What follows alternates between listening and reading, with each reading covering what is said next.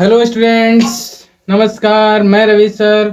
मैं आज बहुत ही इंटरेस्टिंग टॉपिक स्टार्ट करने वाला हूं क्लास 12th का, जिसका नाम है मैट्रिक्स।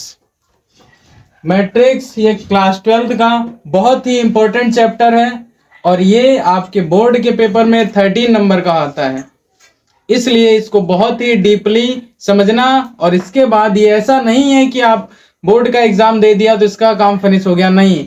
उसके बाद जो कॉम्पिटेटिव एग्जाम होते हैं उसमें भी ये आता है, इसलिए इसको बहुत डीपली समझेंगे। तो सबसे पहले हम ये जानेंगे कि मैट्रिक्स होता क्या है। रीजन सबसे पहले यही होता है कि अगर हम मैट्रिक्स पढ़ रहे हैं तो मैट्रिक्स होता क्या है, क्योंकि मैंने आपको पहले ही बताया था कि मैं बेसिक से बिल्कुल आपको पढ़ाऊंगा और सारी चीजें क्लियर कराऊंगा। इसलिए सबसे पहले हम ये जानेंगे कि मैट्रिक्स होता क्या है। मैट्रिक्स को हिंदी में आव्यूह कहते हैं। मैट्रिक्स की सीधी सी डेफिनेशन होती है कि किसी भी एलिमेंट्स को रो और कॉलम में अरेंज किया जाता है, वही हमारा मैट्रिक्स होता है। और मैट्रिक्स जो है एक रेक्टेंगुलर शेप की होती है, जिसके अंदर हमारे एलिमेंट्स जो होते हैं वो रेक्टेंगुलर शेप में होते हैं और साथ में वर्टिकल और हॉरिजेंटल भी होते हैं। तो जो एलिमेंट हॉरिजेंटल होते हैं उनको हम लोग क्या बोलते हैं? रो। जो एलिमेंट्स हॉरिजेंटल होते हैं उनको क्या बोलते हैं? रो।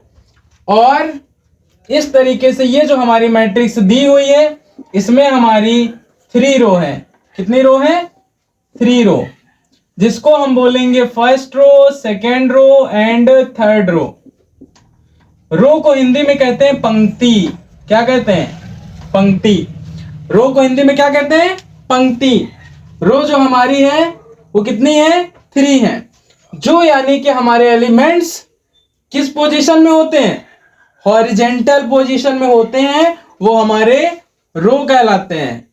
और जो एलिमेंट्स, यही एलिमेंट्स को जब हम वर्टिकल पोजीशन में देखते हैं, इसी एलिमेंट्स को जब हम लोग वर्टिकल पोजीशन में देखते हैं तो यही हमारा क्या बन जाता है?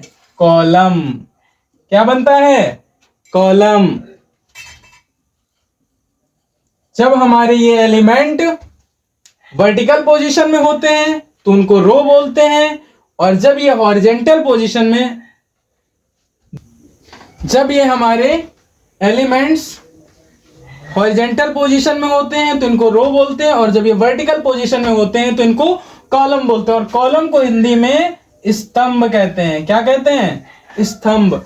कॉलम को हिंदी में स्तंभ कहते हैं और रो को हिंदी में पंक्ति कहते हैं। अब जो इसके अंदर एलिमेंट होता है, जैसे हमारा लिखा हुआ है A11। अब आप ये सोच सकते हो कि आप ये सवाल कर सकते हो, सर इसमें ऐसा क्यों है, यहाँ A11 है, 12 है, 13, इसके बाद हम लोग A14 क्यों नहीं लिख सकते हैं? तो सॉरी, ऐसा नहीं होता है। इसमें एक ऑर्डर चलता है। अगर हम रो चल रहा है तो रो के ही उसमें चलेंगे। जैसे हमारा A11 है, A12 है, 13 है, तो अगर हम आगे रो बढ़ाएंगे तो उसमें हमारा A14 हो जाएगा। लेकिन जब हम रो चेंज करेंगे तो हमारा यहां पर नंबर भी चेंज हो जाएगा। ये इसमें जो ये 2 नंबर होते हैं, इसमें एक होता है I और एक होता है J। जो I होता है वो होता है रो। क्या होता है? रो। और जो J होता है वो क्या होता है? कॉलम। क्या होता है? कॉलम। यानी कि जो J हमारा होता है वो कॉलम होता है और जो I होता है वो रो होता है। यानी जो हमारा A लिखा हुआ है इसके साथ जो 2 नंबर लिखे हुए, तो पहला जो 1 नंबर है वो ये शो कर रहा है कि वो 1 रो है, और जो दूसरा नंबर 1 लिखा है वो ये शो कर रहा है कि ये 1 कॉलम है। इसी तरीके हम दूसरा अगर एलिमेंट लेते हैं, जैसे हमारा A12 हो गया, तो यहां पर ये जो हमारा 1 है, ये पहला वाला जो 1 है वो हमारी पहली रो को शो कर रहा है, लेकिन जो दूसरा वाला 2 बना हुआ है ये हमारा कॉलम को शो करता है कि हाँ ये हमारा दूसरा कॉलम है। आया समझ में? कहीं भी कोई भी डाउट हो आप कमेंट में बताइए, उसको प्रॉपर एक्सप्लेन किया जाएगा। यानी कि यहां पर एक बार फिर से आप ध्यान से देखिएगा, ये जो फर्स्ट नंबर आगे का नंबर लिखा होता है सफिक्स में एक है, ये हमारा रो का नंबर है यानी फर्स्ट रो है, और जो दूसरा नंबर लिखा हुआ है ये हमारा कॉलम का नंबर है यानी हमारा ये दूसरा कॉलम है। तो यानी इसमें जो एलिमेंट होते हैं उसमें क्या क्या होता है, आई जो होता है वो रो होता है और जे जो होता है वो कॉलम होता है। आया समझ में, कोई डाउट?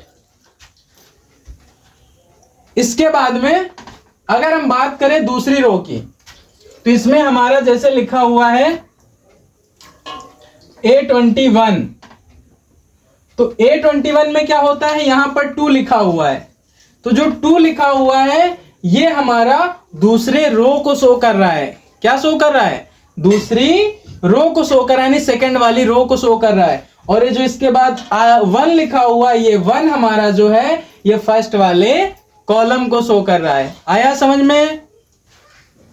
अब इसके बाद देखिए एलिमेंट के बारे में समझ गए, यानी कि जो हमारा आई होता है वो क्या होता है, रो होता है। क्या होता है, रो। और जो जे होता है वो क्या होता है, कॉलम होता है। आई हमारा क्या होता है, रो होता है, और जे हमारा क्या होता है, कॉलम होता है। अब इसके बाद में ये तो हमारा हो गया, लेकिन आप यहां पर देखो हमने लिखा हुआ है m इंटू एन। अब सवाल ये उठता है कि सर ये आपने क्यों लिखा और ये क्या है m इंटू एन, तो वो भी हम डीपली आपको समझाएंगे। आप पहले क्या कीजिए, इसका पूरा प्रोसेस एक बार दोबारा से समझ लीजिए।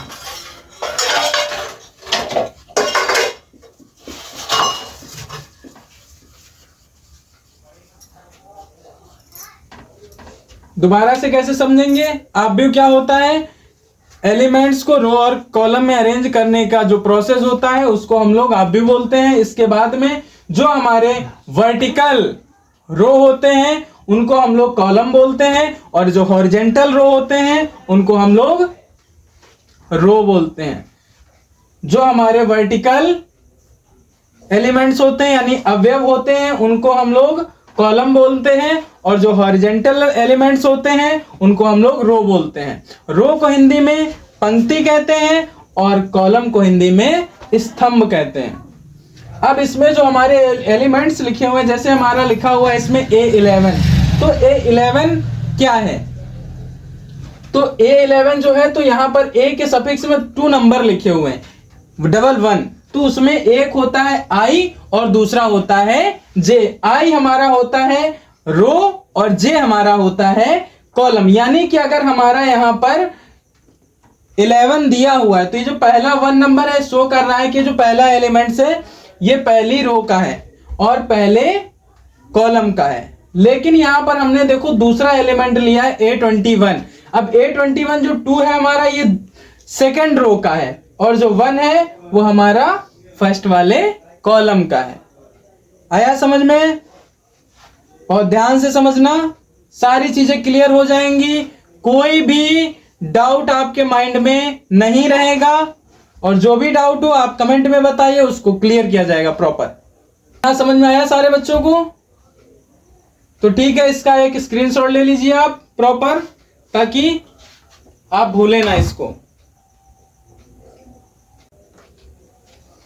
अभी तक आपने ये समझा कि मैट्रिक्स क्या होता है और उसके एलिमेंट्स क्या होते हैं। अब इसके आगे हम लोग ये देखेंगे कि यहां पर जो m इंटू एन लिखा हुआ है इसका क्या मतलब होता है। तो m का मतलब होता है नंबर ऑफ रो। क्या होता है? नंबर ऑफ रो। अब आपके दिमाग में ये कभी कभी थॉट्स आता होगा कि नहीं, मतलब ये सारी चीजें बताने का क्या मतलब होता है। तो इसका बताने का मतलब होता है, रीजन समझो। रीजन ये होता है कभी भी आप किसी नए पर्सन से मिलते हो तो आप जब उससे मिलोगे तो ऐसा तो है नहीं कि आप उससे कभी पहले मिले हो, और जब नहीं मिले हो और नए आदमी से मिलोगे तो आपको उसका इंट्रोडक्शन तो लेना ही पड़ेगा ना। उसका नाम क्या है, वो कहाँ से आया, उसका एड्रेस क्या है, सारी डिटेल तो आपको चाहिए ना कहीं। तो इसलिए तभी तो हम उसके बारे में पूरा जान पाएंगे। सेम कंडीशन हमारी इसमें भी होती है, इसीलिए हमारा जो नया पर्सन यहाँ पर था वो था मैट्रिक्स, उसके बारे में हम लोग जान रहे थे। तो यहां पर जो हमारा m होता है वो नंबर ऑफ रो होता है, और जो n होता है वो नंबर ऑफ कॉलम होता है। जो n हमारा होता है उसको नंबर ऑफ कॉलम बोलते हैं, और इसको हिंदी में स्तंभों की संख्या कहते हैं, और जो m होता है उसको पंक्तियों की संख्या कहते हैं, यानी number of row and number and column. और m से डिनोट किया जाता है नंबर ऑफ रो को, और n से डिनोट किया जाता है नंबर ऑफ कॉलम को।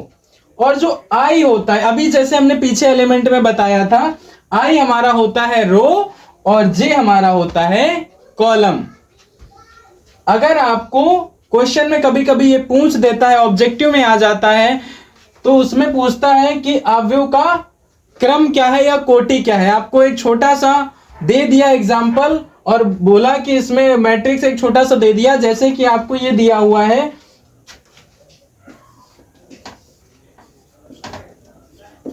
इस टाइप से आपको एक मैट्रिक्स दे दिया और उसमें पूछा किसका कोटि बताइए, क्या होती है, यानी कि ऑर्डर ऑफ मैट्रिक्स।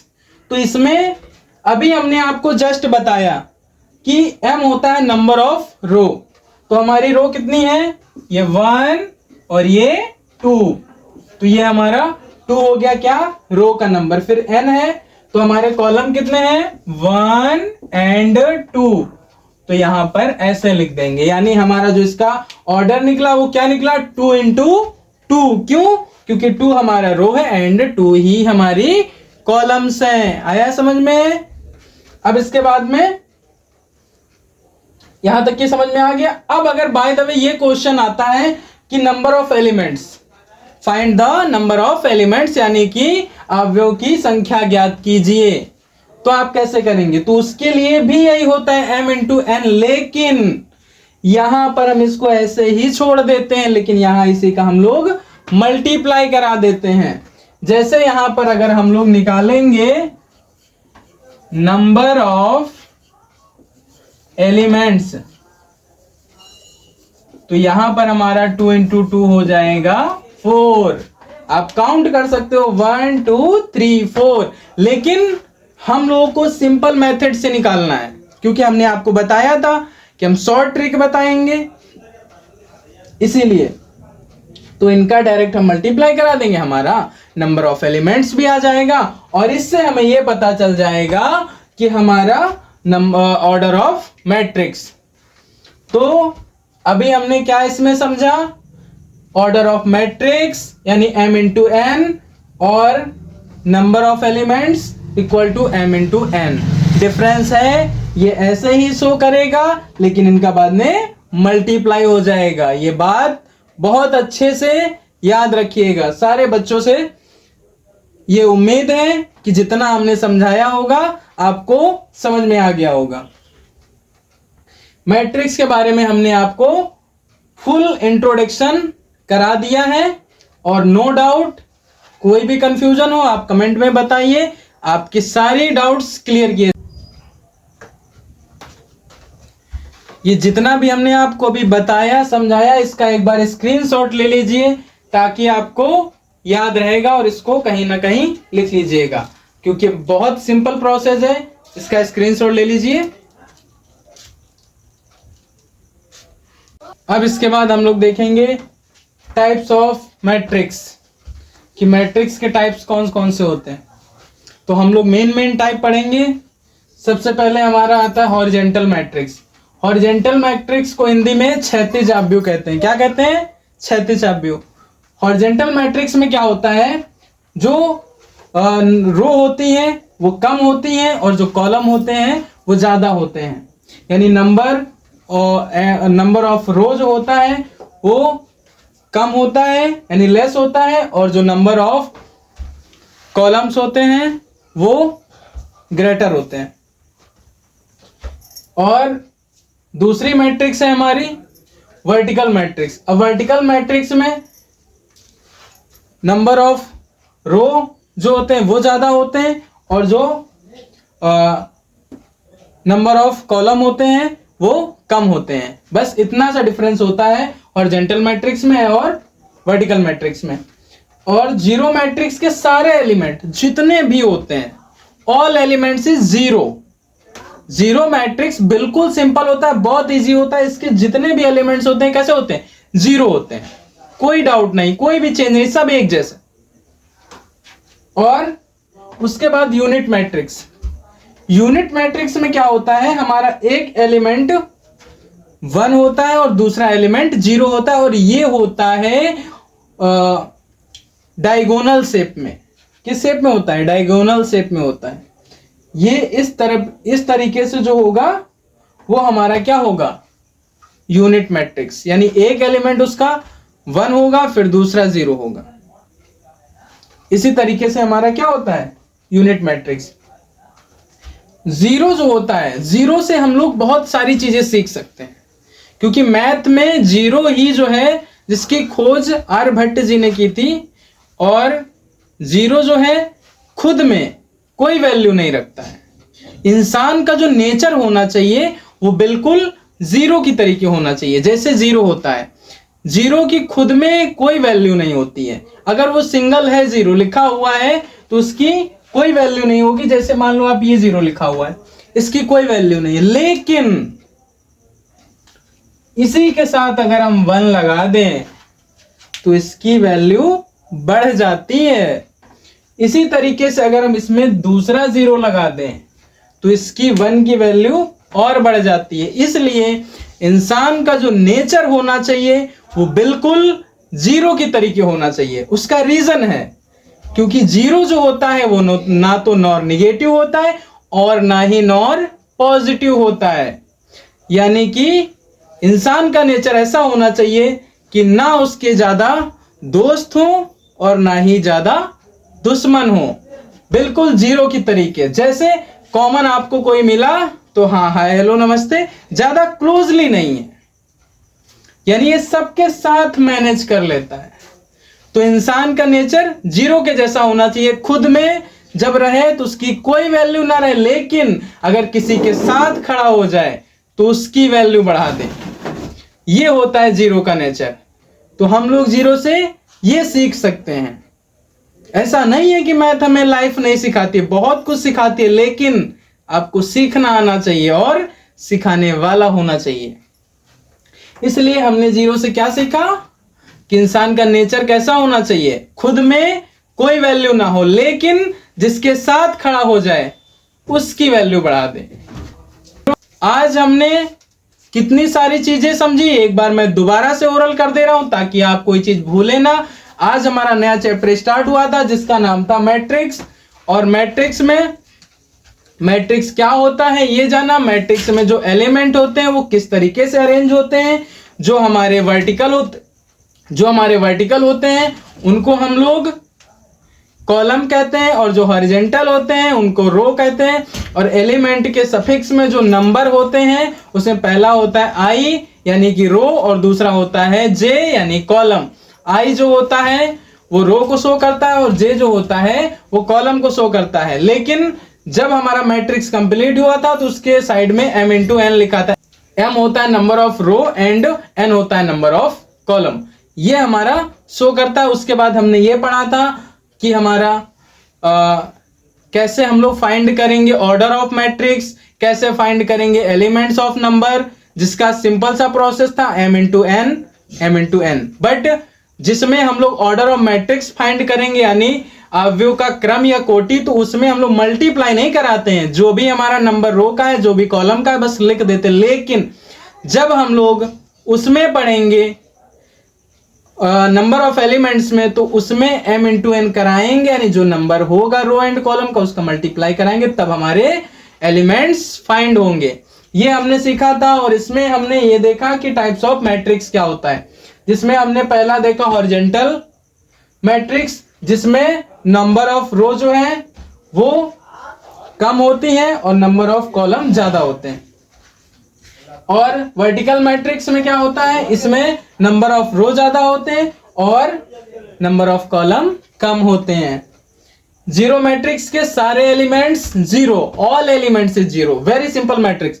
और यूनिट मैट्रिक्स में क्या होता है, इसमें अल्टरनेट होता है, यानी एक 1 है तो दूसरा 0। इस तरीके से हमारा होता है, यानी कि एक रो में एक ही वन रहेगा, डायगोनल शेप में चलता है, ज्यादा कंफ्यूजन की जरूरत नहीं, जैसे डायगोनल हमारा बनता है उसी टाइप से हमारा यूनिट मैट्रिक्स होता है। और यूनिट मैट्रिक्स को हम लोग आई से डिनोट करते हैं। किससे डिनोट करते हैं? आई से, ये याद रखना।